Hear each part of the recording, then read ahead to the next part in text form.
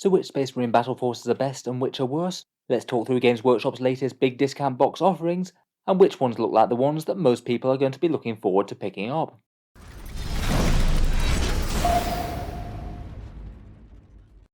Hello and welcome back to Warspecs Tactics, where today we're talking through these Space Marine Battle Force boxes once more, the new ones that Games Workshop teased with the Ultramarines, Salamanders, White Scars and Iron Hands. I thought it would be fun to take a video to see how they stack up against each other in a few different metrics, including popularity, price in the box and points.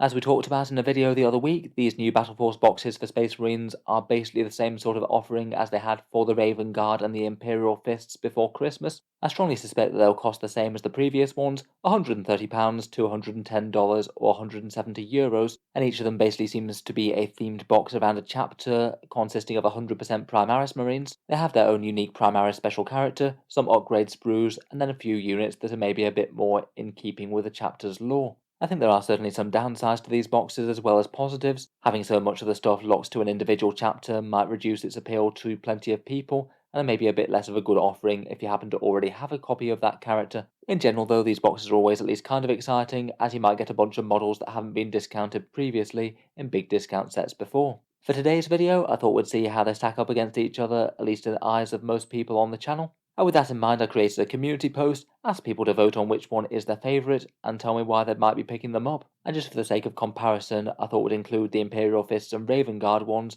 the ones that have already come out. We'll go through them all in order of popularity, starting with the least popular and moving forward to the most. And as we go through them, we'll also see how they stack up in terms of the amount of money that you theoretically get in the box if you were to buy the kits separately, and a rough points cost in the box as well, how much you might expect to get on the table. So first up, sixth in the popular vote, and it wasn't particularly close, is the Raven Guard box set. This one's the Ravenstrike Battleforce box set that came out before Christmas. In it there was Ravenstrike, a Phobos Librarian, 10 Reavers, 3 Eliminators, 2 Invicta Tactical Warsuits, and Raven Guard upgrades. For a Space Marine discount box set coming out that's got entire models released in the last 5 or 6 years, this one has done spectacularly badly for Games Workshop, to be honest. Even searching now in the UK, there's plenty of the discount retailers that have a crazy amount of these left. It looks like at least a few of them have 20 or more still in stock. It appears that if you did want to pick up this box set, either the Raven Guard one or the Imperial Fists one, Element Games, which I'll link down in the video description in the UK, does still have a number of copies of both of them discounted at 15% off if you were looking to pick up one of them. It is kind of interesting that in terms of miniature value in the box, this one would actually be first out of the 6 of them. There's $322 worth of models here. That's not even counting the upgrade sprues, and it's around about $50 more than the lowest on the list. It's not terrible in terms of points as well. A bunch of them are clustered around about just over 800 points, and the Raven Guard one is kind of comparable there. I think it's just the slightly eclectic mix of miniatures that really doesn't make this one too popular. In particular, Reavers do seem to be the unit that Games Workshop has repeatedly discounted, but haven't really ever been particularly popular since they came out. Some people like them, but they don't fit in with the aesthetic of a few chapters quite as well as some, I think. The Eliminators and the Invictors are both okay, but they appear in current discount box set as well, so maybe aren't quite as exciting. And while the Phobos Librarian is a cool miniature, having another slightly niche character model within the box I don't think is an enormous selling point. Add all of that to Raven Guard being a slightly more challenging chapter to play in game at the moment, and most of these units, bar the Eliminators, not being particularly powerful on the tabletop, and I guess you're in with a recipe for a box that just doesn't tend to attract players quite so much.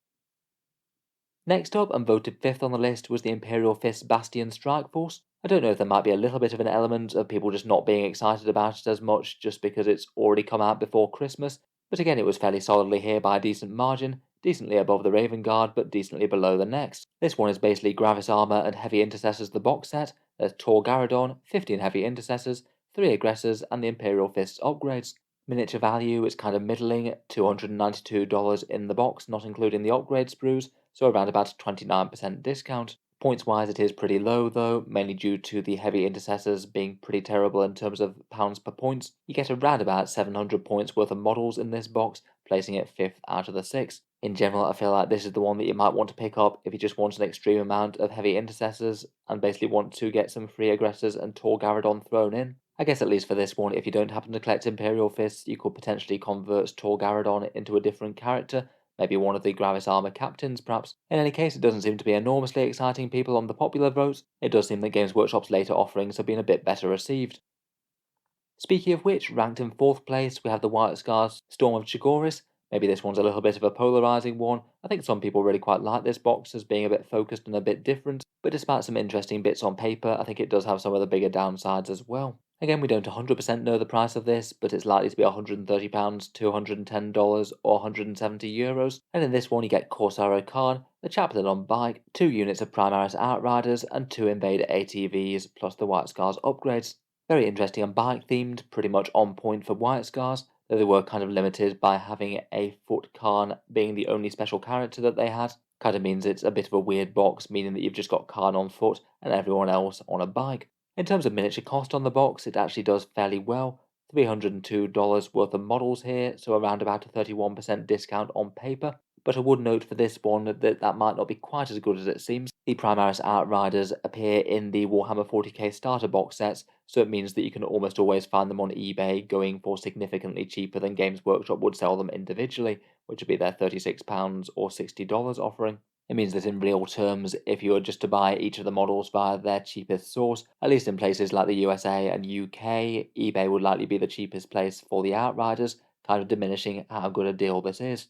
Points-wise, it also seems to be one of the single lowest out of any of these. The ATVs in particular just don't really give you all that many points on the board for how much money that they cost, so even though this might cover a fast attack element of your army quite well, it's not going to get an enormous amount of points on the board compared with some of the other boxes. Still though, I think being so focused is really quite a good strength for it. It means that the players that want to pick this up will be able to do so and get some focused bikes on the table, and then the people who aren't that bothered about that will be able to ignore it pretty safely. So maybe not the worst being a slightly more polarised box set. I think it is quite nice to see the Chaplain on bike and the ATVs discounted. They haven't been before. And again, I think Corsaro Khan could potentially just be converted or counted as a standard captain if you did want to run him outside of White Scars. The models in general aren't enormously strong in current rules. Perhaps the pick of the box might actually be the characters. Khan and the Chaplain on bike are both pretty nasty. Moving on, we've got the Sons of the Forge with the Salamanders. The Warforged Strike Force was voted 3rd on the list, only a little bit below 2nd, but again decently above the White Scars. In the box set, you get the hammer and flamer wielding Adrax Agatone, 3 Eradicators and 3 Aggressors, a big 20 Intercessors, and the Salamanders upgrades and transfers, the upgrades actually being kind of interesting for them as you get some fun bits like Thunderhammers.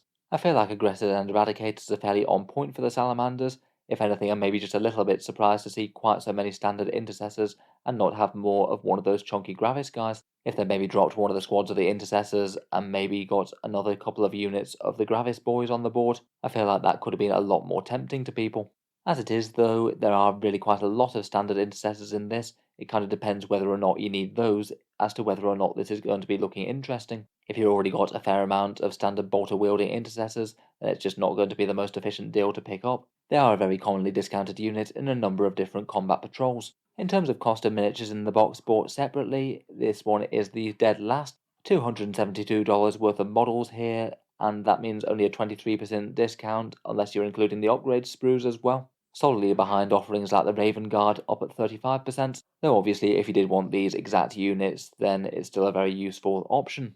Points wise, you get around about 820 points here. It's 2nd on the list, but there's quite a lot that are clustered just over 800 points, decently behind the first option, which is coming up in a second. Overall, I don't think that this box is terrible, and people do seem to think that it's alright. If you're completely new to starting Space Marines, then this is a pretty reasonable way to get into them, particularly if you're wanting to start Salamanders. You've got your basic troops covered, and then a couple of fairly iconic Gravis armoured guys packing the flamethrowers and the melter. It's fairly nice to see the Eradicators discounted in particular. They are quite a strong choice for melting some tanks in game at the moment.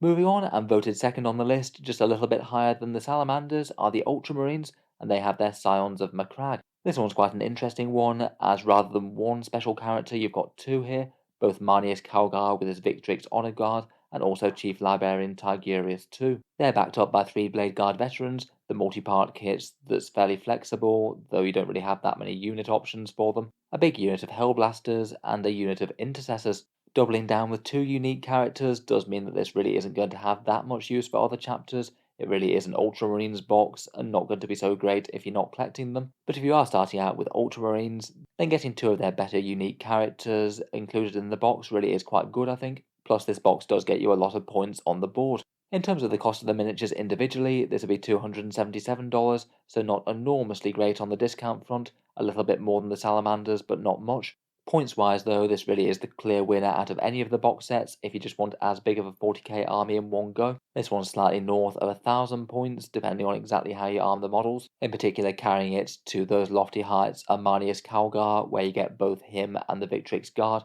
He's at 240 points once you include them. And also, in particular, the Hellblasters, who are fairly expensive Primaris, and you get 10 of them in the box, so that's another 330 points accounted for. In game, and at least compared with some of the others, I feel like this box is solid enough. Most of the units are pretty fine, the only exception really is the Hellblasters, which I think are a bit underpowered right now. Overall, fairly cool to see the multi-part Blade Guard and the Ultramarines characters being discounted. I feel like that'll be useful to some people at least. Finally, and taking the top spot in the popular vote, in first place we've got the Iron Hands March of Iron Strike Force. These guys won the popular votes by a fairly decent margin, so it looks like out of these boxes when they go on sale, this is probably going to be the one that's in most demand. Again, this one at least is fairly well focused. In the box you get Iron Father Phyros himself, a Primaris Tech Marine, 2 Redemptor Dreadnoughts and 10 Intercessors, plus the Iron Hands upgrade sprues and transfers. Redemptors are a fairly iconic and popular unit, I think. Plus, in 9th edition so far, they've been really quite effective. They're a big core unit with a decent amount of shooting and can get rerolls and can also do a fairly nasty countercharge when the enemy gets close. The Intercessors maybe aren't super exciting, but they're usually going to be somewhat useful, and there aren't excessive amounts of them, unlike the Salamanders. And the Tech Marine certainly has some good synergy with the Dreadnoughts. I guess you could maybe convert Phyros into another Tech Marine if you really wanted to and you weren't playing Iron Hands. Money wise, in terms of the cost of the kit separately, this one is on the lower end of the spectrum, but it does seem that people aren't quite as bothered by that, by the way that the kits just seem a bit more useful to people. And points wise, it's one of the middling ones, just a little bit more than 800 points, around about third, but can vary a little bit depending on how you equip the Redemptors. Perhaps the biggest criticism might be just a little bit of role overlap between Phyros and the Tech Marine. I think a lot of the time you might not necessarily want both of them on the board, as they both do fairly similar things. But I guess if you are going to be going very dread heavy or something like that in an Iron Hands list, you could probably justify it if you wanted to. I saw a couple of comments on the YouTube post as well saying that they might be quite good for units to add to a force, as opposed to ones to necessarily start a Space Marine army. If you've already got an established army and you want some Redemptors and a Tech Marine, I guess this one isn't the worst. So anyway, the Iron Hands do appear to be the winners of the popular vote. Sounds like they're going to be the most in-demand box set for that reason. And just to recap, for the popular vote, after that we've got Ultramarines, then Salamanders, White Scars, Imperial Fists, and then finishing up with Raven Guard. Otherwise, by the other ways that you could look at them, miniature cost-wise is won by the Raven Guard at around 320, not including the upgrade sprues, down to Salamanders at 372.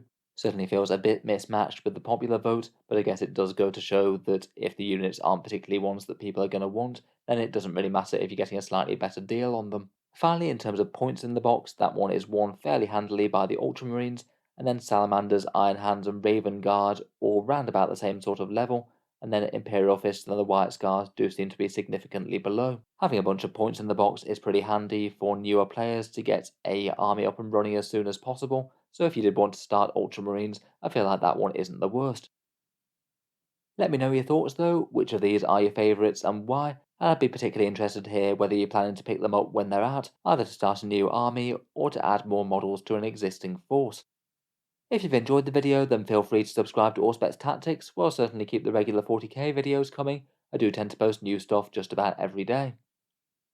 Finally, if you have been enjoying videos on the channel, I would just like to mention that Auspex Tactics does have a Patreon page as well, and you can find that linked in the video description below. The channel's Patreon is what allows me to keep on making videos like this each day, so if you are enjoying a lot, any support is massively appreciated. Channel patrons do get a fair few advantages, seeing certain videos early, regular votes to see what sort of things happen next on the channel, and automatic entry into the regular prize giveaways with a chance to win some big model kits each month. If any of that sounds good to you, or you'd just like to help support, the link is down in the video description. In any case, a massive thank you for listening, and I'll hope to see you guys next time.